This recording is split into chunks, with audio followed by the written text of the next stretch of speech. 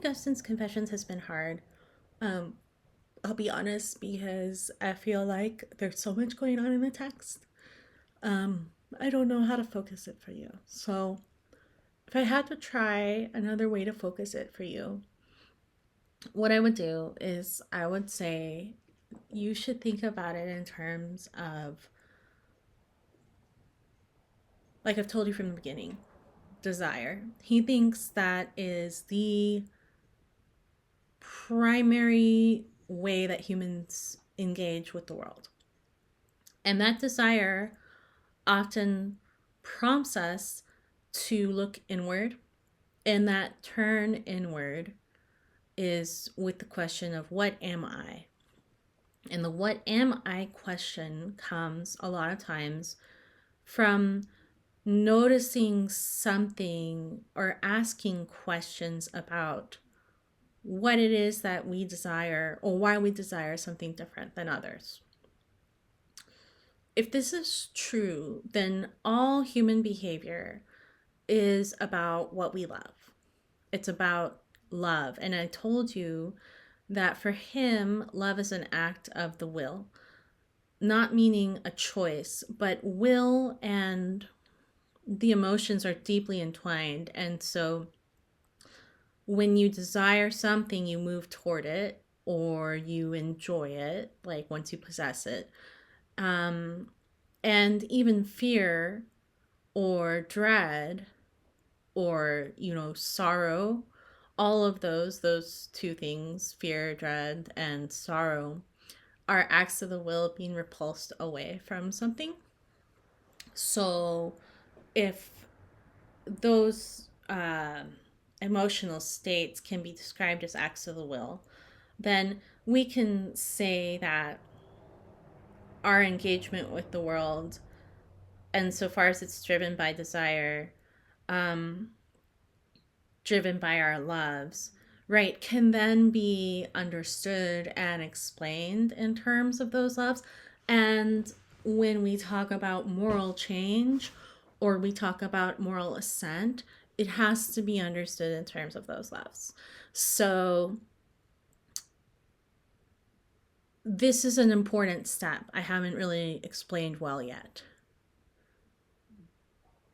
All human action is guided by love, and it's love of something.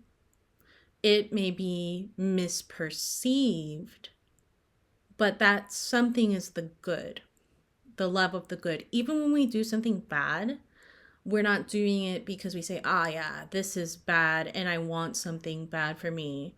In that bad thing, we see something lovable, something good. And so human desire itself tells us something about the world, the created world. And that's insofar as something's created, it is good. Even things that are bad have something that we can misapprehend as good because there's something good or lovable in it. So an example might be with addiction. We don't say that addiction is good or drugs are good, but an Augustinian framework about addiction would acknowledge that the addict isn't choosing the drug because they decide to act in a way outside of what is good. Even though they can tell the drug is bad, there's still something in it they want, something good, whether the feeling of it or the annihilation is perceived as a good. And this is where Augustine starts to get really interesting. This is one of the reasons I got interested in him and I decided to study him, is he can explain why things that are consciously self-destructive still occur within that framework of choice, of choosing for a perceived good. And as long as that's true, that means that if you can heal from whatever it is that's driving you to chase that false good, or if you can re-understand or find another truer good, you can get out of that trap that you were in before. If we don't just have behaviors we describe as good or bad, then we can change our behavior into an ascent from worse to better. An example would be of this sort of how even the destructive can fit in the rubric of love. I got interested in it because I had an eating disorder, like multiple times. It's not really necessary to talk about the times, but it was severe enough that I had to get outpatient treatment, and that I was malnourished, and I had other biological, or I mean, like bodily consequent, like ways that my body was failing because I wasn't eating enough. And a lot of people who get into that kind of behavior, there's something they're chasing, like an apparent beauty. I think you would say that from an Augustinian perspective. But even the parts of it that you experience as destructive, like the physical pain, like the physical hunger, like the wasting away, even that self-destruction can appear as a good if you think you deserve self-destruction. And if you think you deserve abuse and punishment.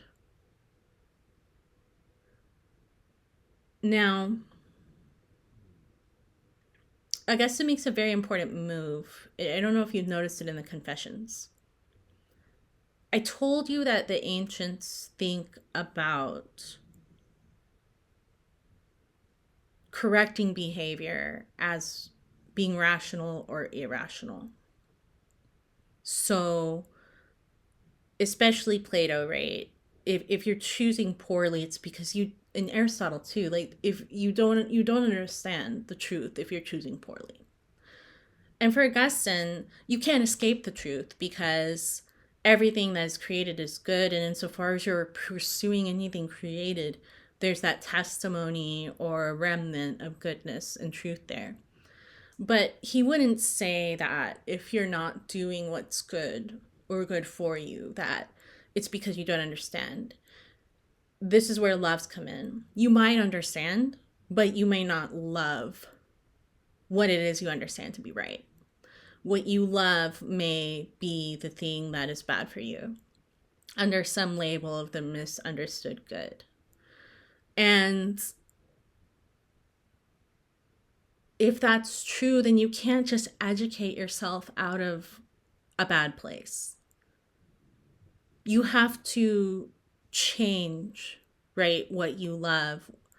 And in the case of recovering from an eating disorder or any type of behavior that is damaging, but is perhaps related to a type of self-punishment, you have to move from thinking I deserve to be punished, or I deserve whatever it is that is,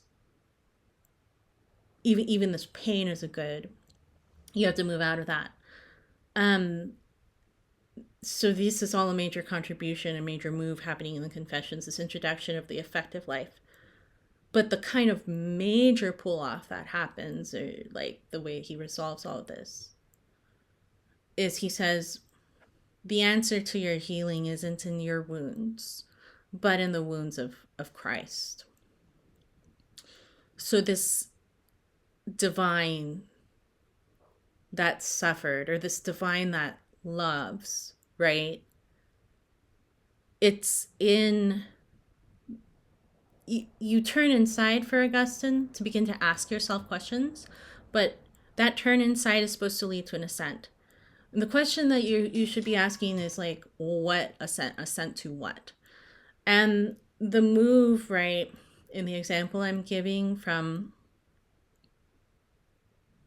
loving your own wounds and your own pain, right? Or you could use any number of things, really, um, to ascending outside of that, becoming outside of that.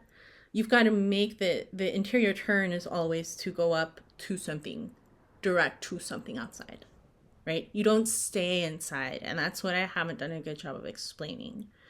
For Augustine, the turn inside leads you to ask questions that take you to the source of all the goodness and beauty that is in you, right? And all the goodness and beauty in the world that you perceive. And when you do that, for him, what happens is you grow out of the interior space to a horizon that includes your interior, but an interior that exists and the comfort and truth and love of this bigger thing, this divine thing that created you and gave you life, and provides security for all of your wants and needs and sufferings. You see yourself, this atomized individual self, not as this isolated thing, but as this creature that is deliberately and intentionally made, known by God and provided for by God, and always in the eye, and more importantly, the heart of God. And when you can do that, it's like what it means to love is clarified because someone else loved you. You respond to divine love in a way that clarifies your own love. And that's the ascent, right? That's the journey outside of yourself, but then to finding